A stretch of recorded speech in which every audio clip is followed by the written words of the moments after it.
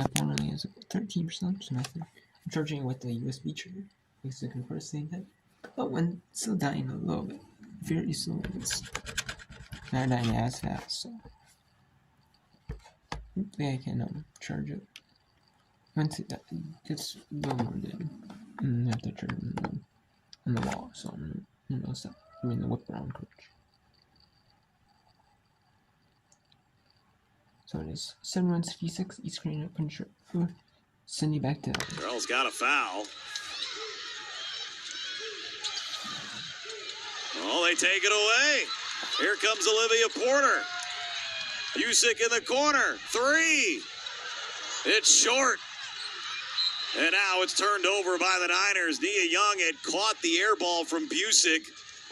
Tried to throw it back to her, but it ended up in the Charlotte bench. And Busick was wide open if she could have completed that pass and a little more set. On the first one, JC was running into that shot.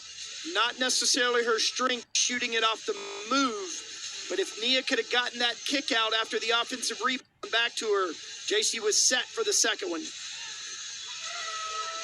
So down to 13.1. ECU takes the timeout. They are out of timeouts. Charlotte still with 2 left. Coach McNeil, I'm sure not loving the careless passes here that have led to a couple turnovers here in the final minute, giving Charlotte life when it looked like it was over, down 11. No doubt. East Carolina being a little undisciplined, getting in a hurry, which is what that pressure is intended to do. Bobby, as you would expect, calling for that immediate foul that you would think that team should give, but somehow Charlotte having that worked out. That sixth sense that they didn't need to. They were going to force the turnover. I'm always going for the foul. The rule usually is if you don't get the turnover on the first pass, then you foul. Bobby is right on the money. I think Kara was agreeing with me that the foul just wasn't happening yet. You're exactly right. And again, clock ticking. And a jump ball. Arrow is to the 49ers. Boy, Charlotte, just every break going their way on these, even though they're not fouling. Bobby wants them to foul so badly. It's gone their way, even though they've not really done it textbook. Yeah, you go back to, as you talked about, J.C. Busick was open. If that pass gets to her, Charlotte would be, if she makes the shot, of course, right there with the opportunity. Still sitting here with 9 seconds to go. Going to require a lot for the 49ers to complete this miraculous final minute comeback. Bobby, those are the most difficult plays to defend because they're a scramble. So it's not like you're matched up with your player after a miss like that. Everybody's scrambling for the ball. That's the best times to get an open three-point look. You got to believe here you're looking for Davis or Busick. Got to go in a hurry either way. Busick will inbound. Now, what a lot of times happens here, and I like what Coach Consuegra is doing with JC inbounding, teams will forget the inbounder. So maybe if you draw up something where you get the ball inbounds and give it right back to JC Busick, a lot of times teams will fall asleep. Joyner, a young player, might fall asleep on JC Busick. And it's Busick coming around the screens. Joyner followed her perfectly, though. Down to 3-2. Porter will fire. It doesn't go, and the Pirates. And that is the final. Your final. East Carolina 71. And they finished the regular season 16-13, 9-9 in conference, and Charlotte finishes the season 16-14, 9-9 in conference. Some of these teams just play more non-conference games than others. You know. So, some teams just play more conference games, others some play less, you know. So, we have Wichita State at UAB. Now, on the American side, Wichita State is down 4 to UAB. UAB is 8-11, 9 in conference, while Wichita State is 8-24 and 13 in conference.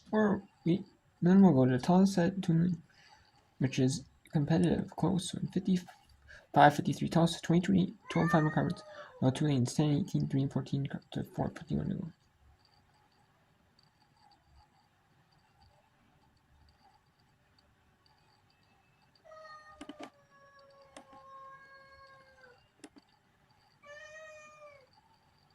You know, it looks like a blowout's happening at Youngstown. 59-38.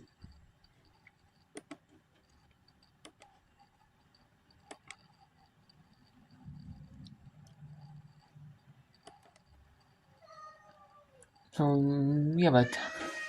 Looks like, is there a timeout at UAB? Yeah, there's gonna be a timeout or a possibility.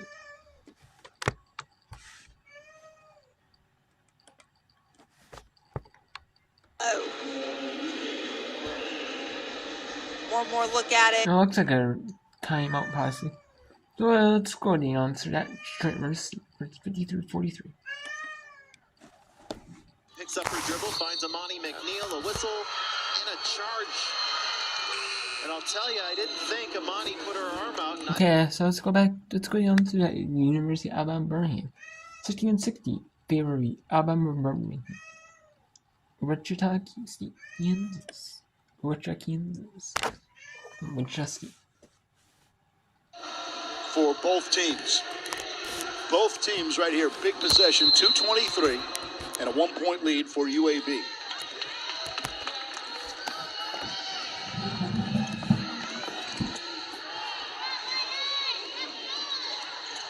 And UAB with a costly turnover, and Randy Norton can't believe it. Trying to stay positive, but he cannot believe they just handed the ball right back to Wichita State. 2:12 remaining. But here are the Shockers with a chance to take the lead. You have Calkin and Blow in. Blazer foul. Moore.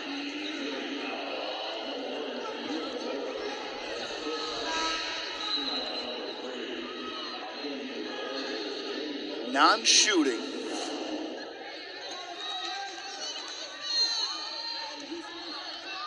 Weathersby back in for Dowell.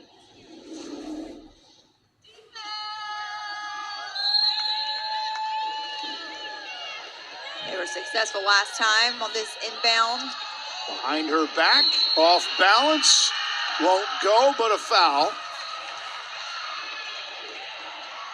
Lyndon, I want you to do me a favor. Take a look at both benches. The difference. The energy is definitely with Wichita State, and you have Calkin who's come in off the bench, played great. They're feeling it, and that's what I was saying at the beginning of this quarter. UAB, they cannot finish this game flat. When I say flat, I mean energy-wise. Their bench is silent. You have an energized Shocker bench, an energized coach in Nooner. And when you have a tight game like this, final game of the season, who wants it more? Who wants to go to the tournament with a win? And right now, I mean, Calkin's playing lights out. She is fighting for every play. Look at that. DeShields almost lost it.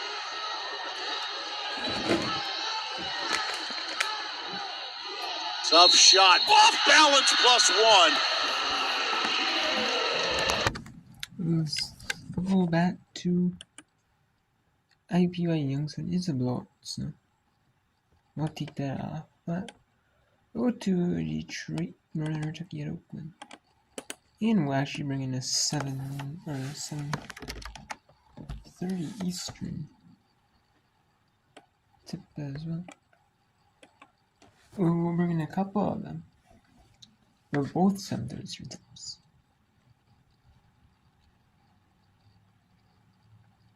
Here. We'll bring in Memphis at North Texas.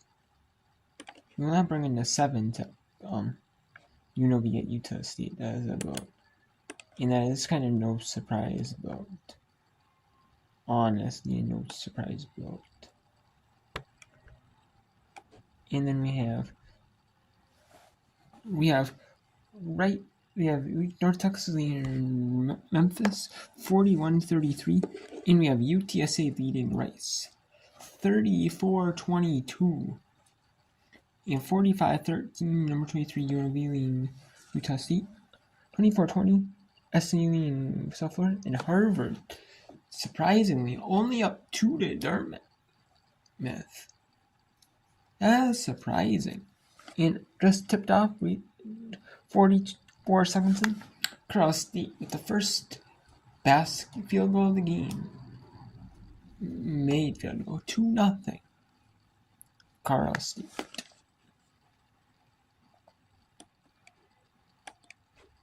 Let's go ahead and toss it at Wichita State.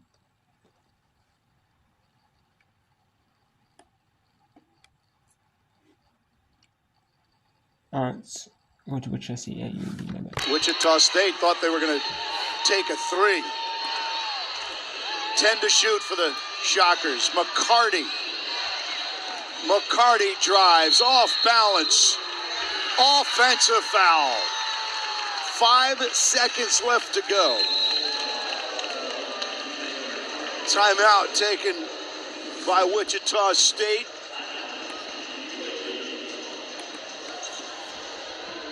Back-to-back fouls there on McCarty. That one was crucial. Giving the ball back to UAB there. Tight Nooner, call. yeah, not liking it. Going there and talk to the ref. Tight call. Terry Nooner. The scoreboard says it all. 1-point game. UAB will be in possession with 50 seconds left to go. UAB averages 72 points a game, almost 73. They're not playing fully their type of basketball. They've had to grind it out in some areas to stay in this game after Wichita made that excellent second half push. So McCarty on the bench now for the Shockers. Still have Blow and Calkin in.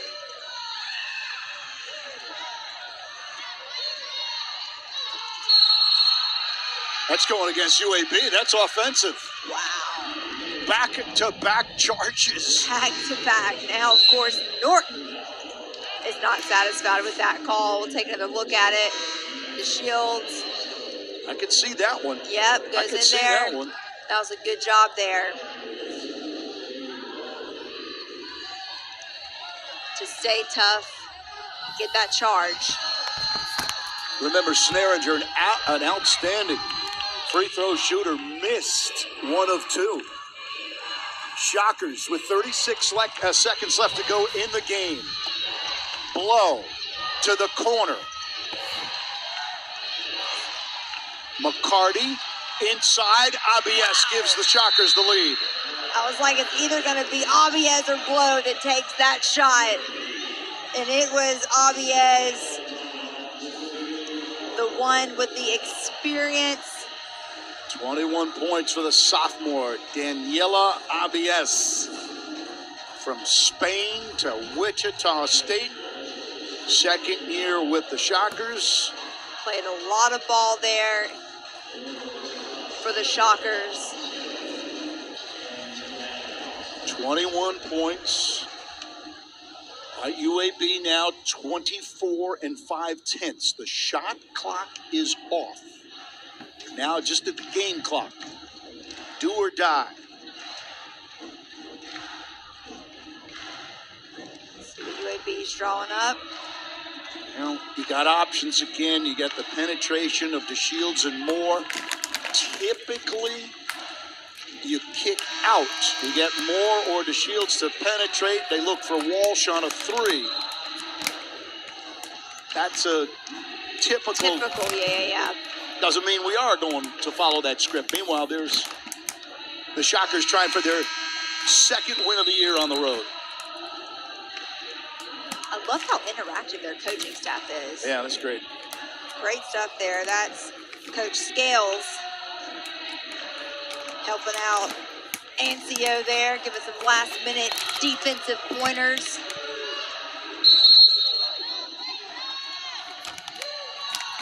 Snaringer gets it inbounds to DeShields. Run some offense. Moore, look for Walsh. Moore all the way, draws contact, no foul. Rebound. Here's Snaringer, medium range. Won't go. Shockers have got it. Out of bounds. off of UAB with 11.2 seconds to go. This is very interesting. That was off of Moore, but you've got to credit her And with that's a just being a timeout. Wichita State Shockers. And 2 good looks. Just couldn't fall. Credit the defense.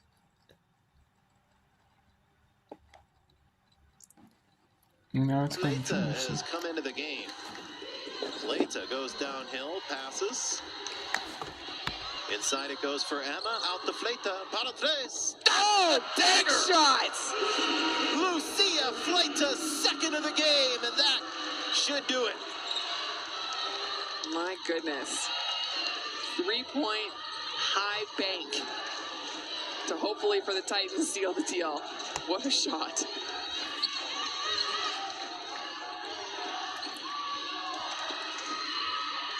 Vuletic setting the high screen. Simone for 3. No. And a rebound pulled down by McNeil.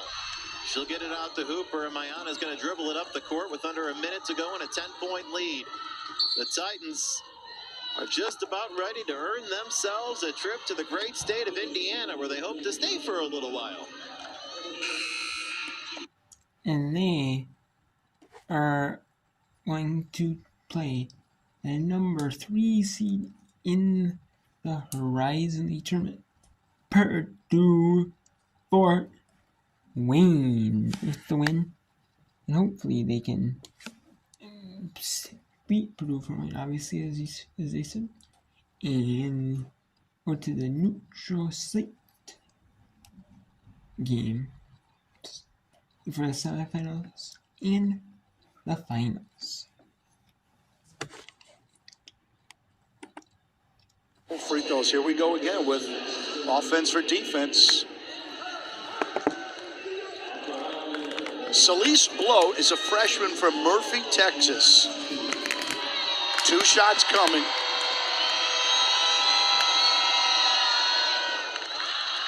Shot one's win. So you got Elian if Blow makes this one.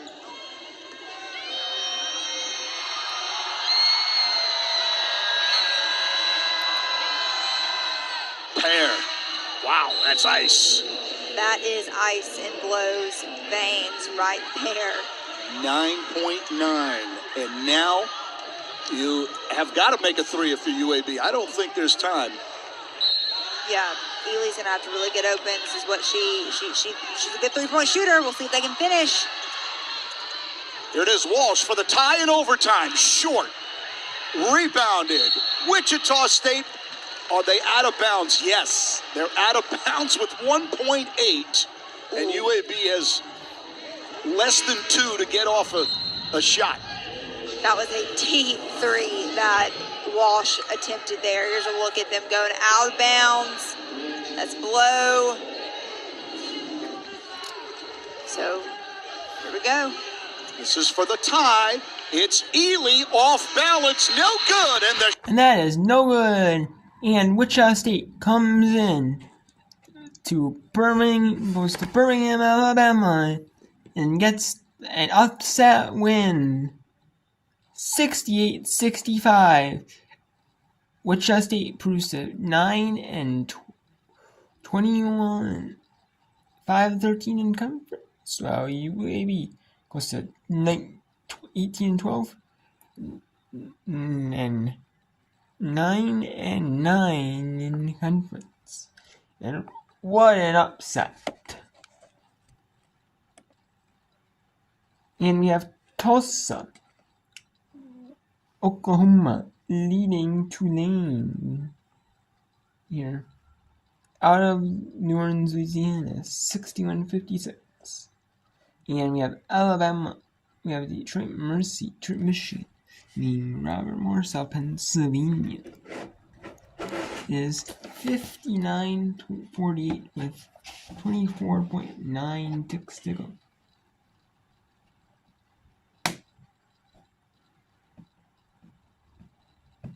And that is no good. And there should be a dribble of about 2.5 court. And yes. They're just going to dribble the clock out. And that'll be it. Short Mercy's going to move on to face the number 3 seed, Purdue Fort Wayne. And we have Youngstown State. Looks like they're going to move on to play the number 2 seed. And we got Northern Kentucky Oakland still in the battle for the 1. Winners playing the 1 seed. And that is going to be no good. And Tulsa is going to improve to 23-8, 13-5 in conference. So Tulane falls to 10-19, 3-15 in conference. And Tulsa clinches a share of the American Athletic Conference regular season. No, they are the 2023-2024 American Athletic Conference regular season champions, and they are the number 1 seed in the conference tournament. They are the outright champ, number 1 seed. Outright champions. We have UTSA leading Rice 43-26 here. And then we have North Texas leading Memphis 47-41. We have South Florida leading SMU here. Or SMU leading South Florida, my bad, at the half. 34-32. And Harvard is leading Dartmouth at the half. 30-26.